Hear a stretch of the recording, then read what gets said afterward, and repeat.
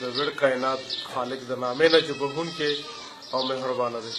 ګرانو ملګرو، پروګرام ما پسې ګرځه. زه نن په پارهوتي مردان شیرآباد کې د یو داسې کورنۍ ترمنځه ناست یم، ښاغلي امتیاز احمد عجز. د ښاغلي کره کور کې اور ولګېدو. د هغې اور په نتیجه کې ما سره خوا کې چې کومه ماشومه ناسته ده، ام حبیبه ماشومه په هغه اور کې تقریبا چې ښه برابر سوځېدلې ده، خو د دې ماشومې یوه خپه چې ده هغه تر اوسه پورې په داسې حالت کې ده چې د هغې په میجر سرجري باندې، په لوی اپریشن باندې دومره پیسې لګي چې هغه د امتیاز احمد عجز په وس کې نه ده.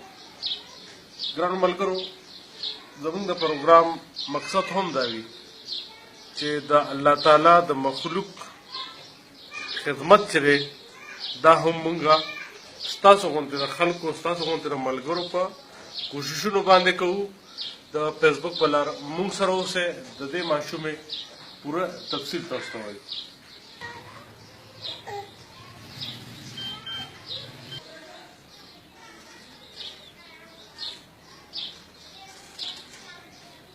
ګرانو ملګرو، د ماشومې ته تاسو کتلی شئ. زما د وطن ګل ګل ماشومان چې ګلونو ته هم شرمېږي. احمد عجز صاحب سره خبرې کوو. عجز صاحب، د دې ماشومې څومره پورې وخت وشو، څومره اوږده وشوله چې دې ته د حالت د واقع راغلی ده تاسو کره، او د دې لپاره تاسو مستقل علاج هغې لپاره څه ورکړی دی؟ بسم الله الرحمن الرحیم. ټولو نه اول خو زه ستا شکریه ادا کوم چې تاسو دومره قیمتي ټایم مونږ سره وباسو، کېناستې او دې مسلې لپاره راغلې. ستاسو ډېره مننه. او دې نه بعد خو علاج خو دا مور او پلار دا کوشش وي چې د وړو دپاره هغه بهتر ځای ته لاړ شي، که کرج وي که پور وي، هغه لاړ شي او هغه ماشوم له علاج وکړي.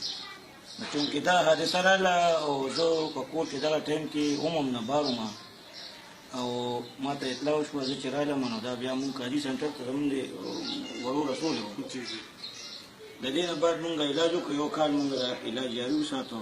مونږ سره چې کومه څه پیسې وې، څه کارسپور مو له وکړو، هغه مو ولګولې. مزید اوس زما د علاج څه دغه نه کېږي چې یاره زه ول علاج دا وخت کې ستاسو ذریعه معاش څه دی؟ روزګار؟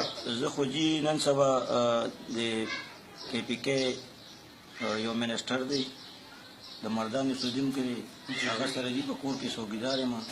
8,500 روپۍ منتلي ما ته میلاویږي. په دې کې جي 4,000 روپۍ زه د کور کرایي ورکوم. دې کې د بجلۍ بل شي، د ګیس بل شي، دې کې نورې مسلې شي. زما ګزاري ډېره ګرانه ده. نه، په دې دا موجوده چې مونږ اوس کوم ځای کې ناست یو، دا کور هم پردی دی؟ جي دا هم د کرایې کور دی. دا کور هم د کرایې دی. او دې نه مخکې هم په دې لاره زه خبر شوم چې ستاسو یو ماشوم دې نه مخکې هغه هم کال مخکې هغه په کینسر باندې مړ شو. جي جي او بالکل زما ماشوم و، رخیل نوم و، د 3 کالو.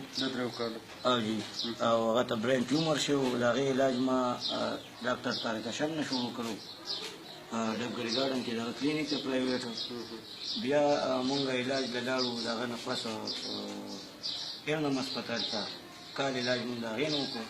د هغې فایلونه ما سره پراته دي، ثبوت هم شته، خو هغه قرض پور مو له وکړو، ځان هم ورپسې ورسو. خو چونکې نیټه نه بدلېږي او مونږ خپله منډه ووهله. مور او پلار خو دا زړه چې یاره بچې ښه شي، علاج وشي.